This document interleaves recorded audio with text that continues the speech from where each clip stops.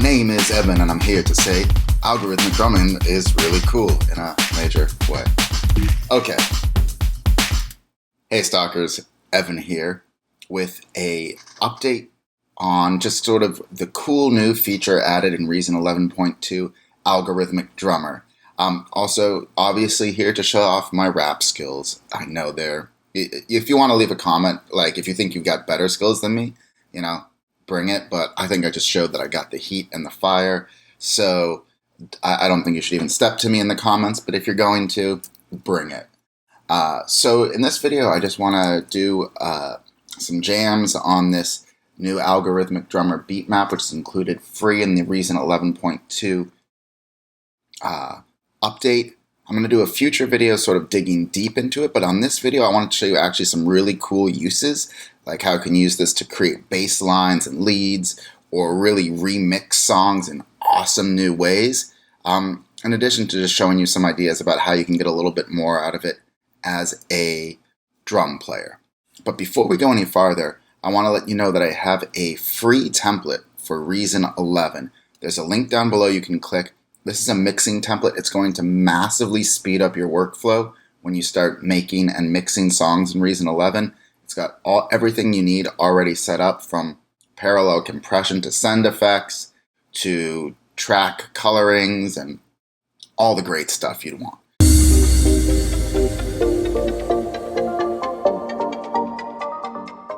So go download that. All right, let's start looking into BeatMap.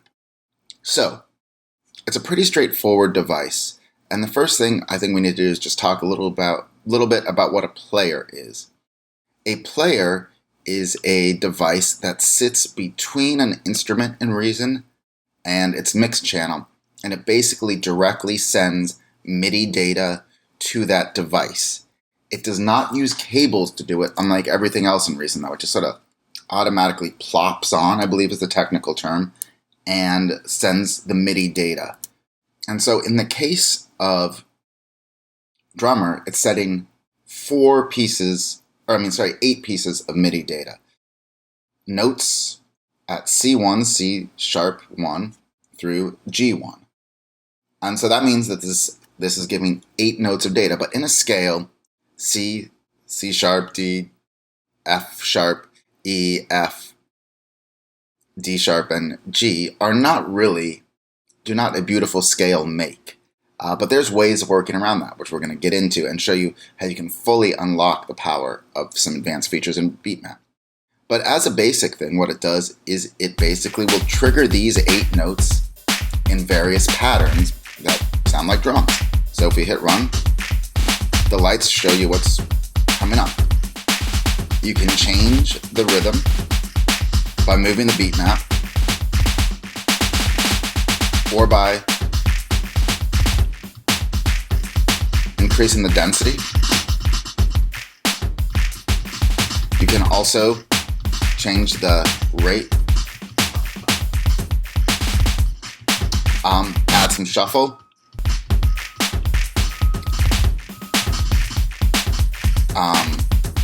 and then from there you can also lock certain patterns, so they'll stay the same while everything else changes. Finally, you have the mirror, which basically after every 2 hits of the first instrument will trigger these notes. So let's just listen to this.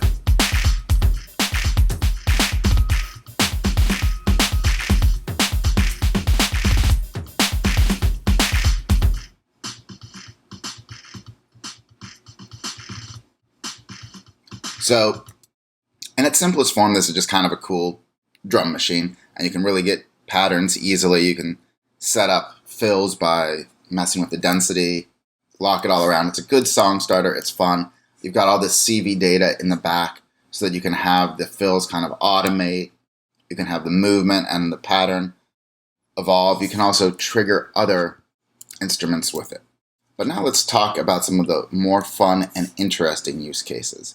So here is a combinator that comes with Reason 11.2, and they've just done some cool things related to controlling the drums and controlling the re-drum player here to get new and interesting sounds. So let's just hit run. You got that old school sound thanks to the pulverizer and a little reverb. And you can use this to control the density or an alternate sound for the kick. Also the amount, sort of the percussion on the snare.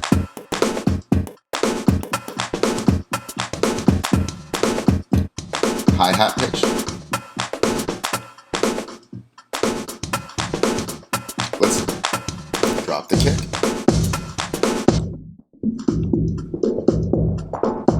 And bring it back again.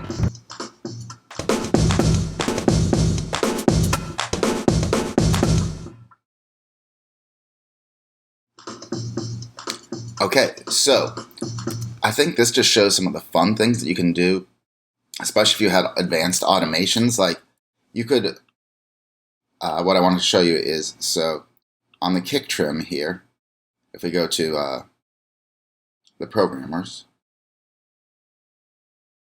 we could also have rotary 1 encode the snare density.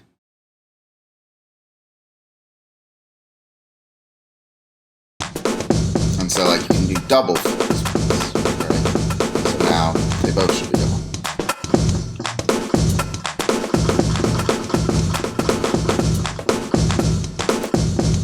Easy fills.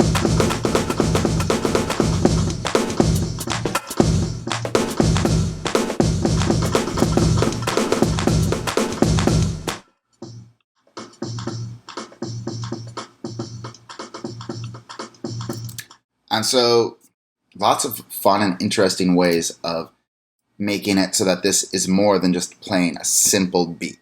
I definitely recommend experimenting with this inside of combinators.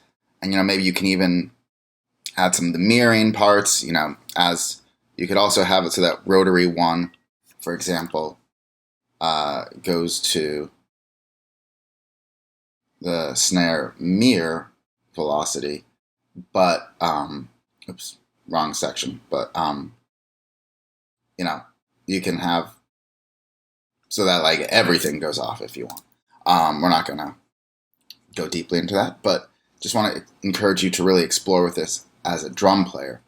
But I also want to let you know that this can be quite powerful as a melody device. So here we've got, for example,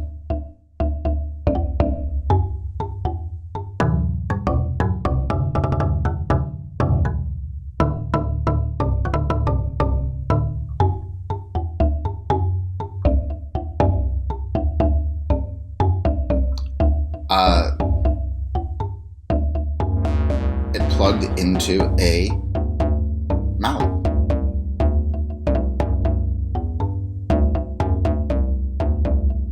And this version doesn't sound very good to me. But, for example, you could change the scale up, turn off filter notes, let's just turn this up a little bit.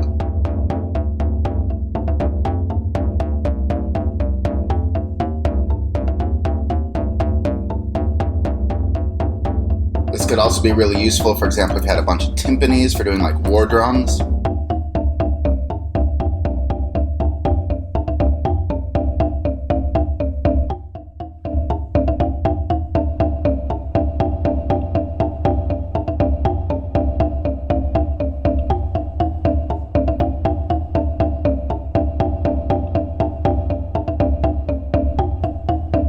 Change the scale a bit again.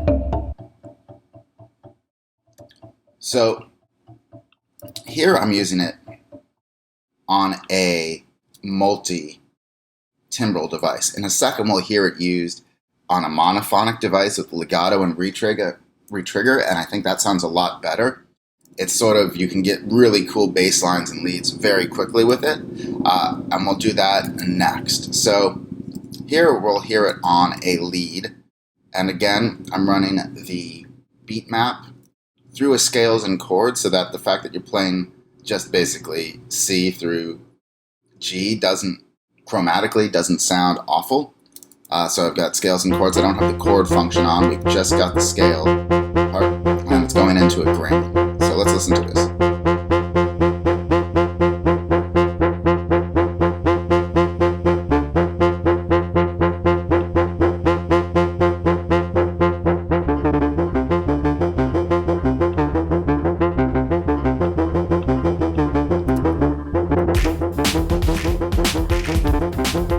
Let's bring that beat in from earlier.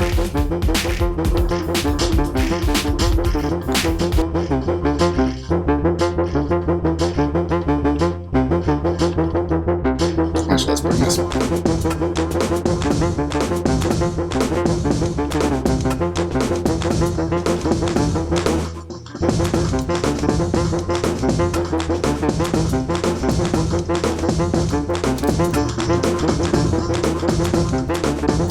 And as you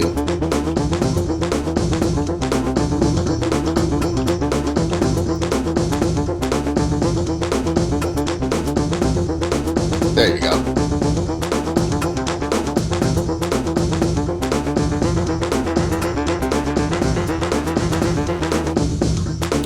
Sort of an acid sound.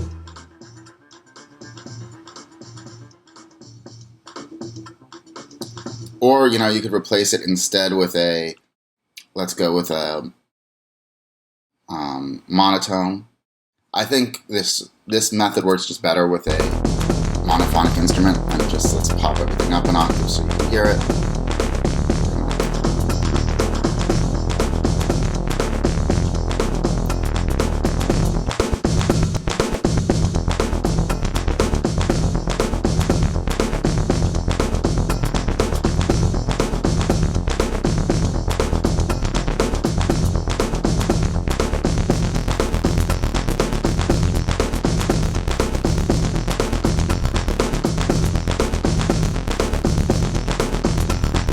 Take the LFO. I've also got an LFO, adding a little bit, but we could add it to the filter here.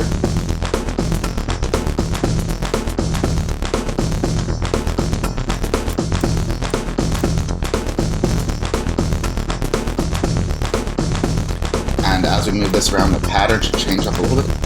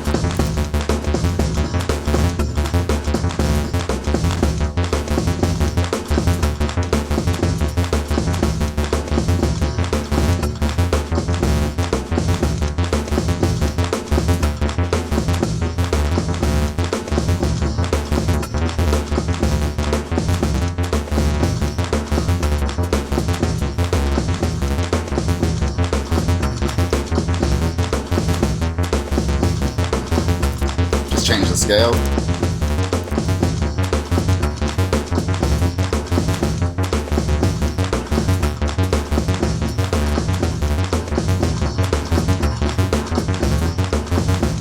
And this is what it sounds like without scales and chords on.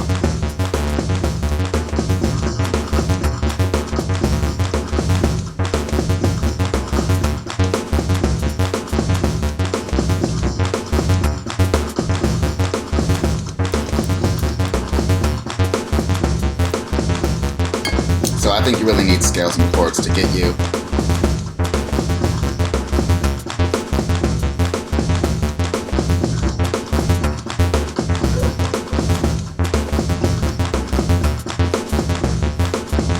let's add those extra notes in.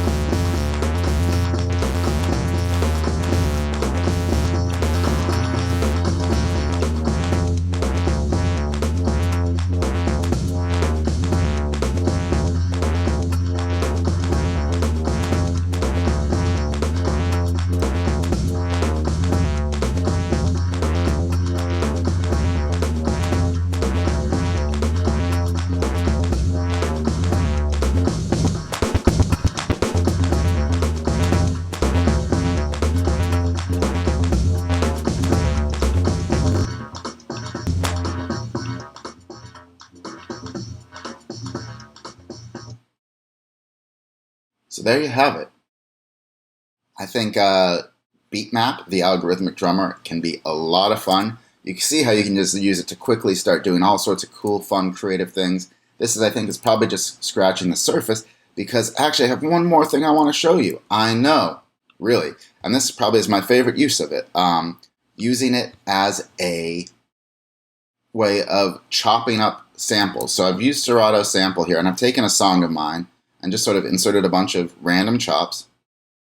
This is what the song sounds like.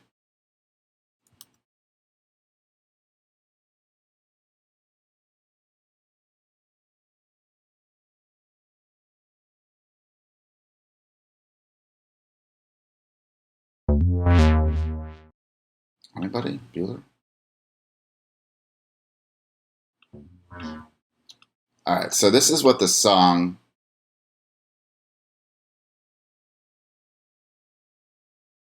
should sound like, but it's muted. So I've used Serato sample to chop up a song of mine, complete with, drums and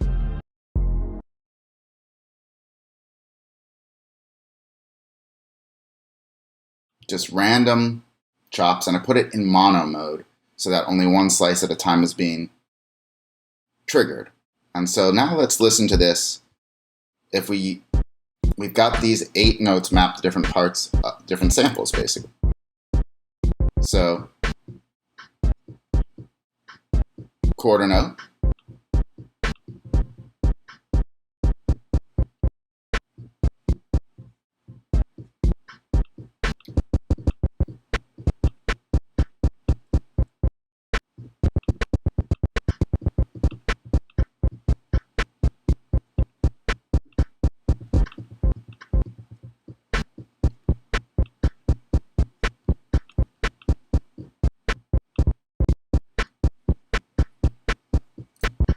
so basically you're like recreating and remixing or chopping a song on the fly.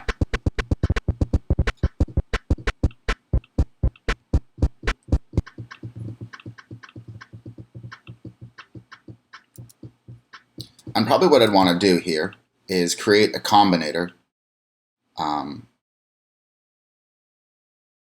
The best way to do this would be to definitely create a combinator. You got to move Serato sample and everybody else inside so you can live happily ever after. Show the programmer here. And for this, what I want to do is map the buttons to, or a rotary. We could do rotary 1 to ring, because it'll just be easier to move. So we'll start down here. And like if you had hardware, this would be much easier.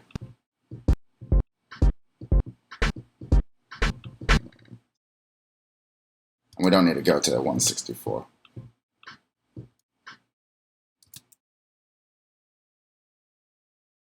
But for whatever, 116T is probably as much as we need. Or you could map these to different keys, to different buttons.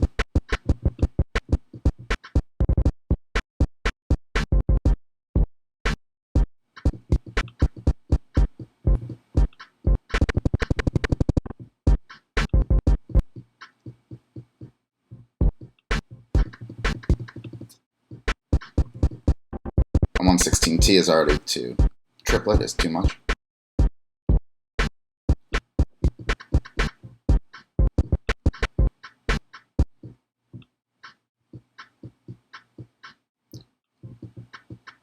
Like this could be fun with vocal samples too, to chop it up that way. All sorts of things. So, and then you could also, change up the pattern, random density, spawn XY. Now let's see. Map another one of these to a filter.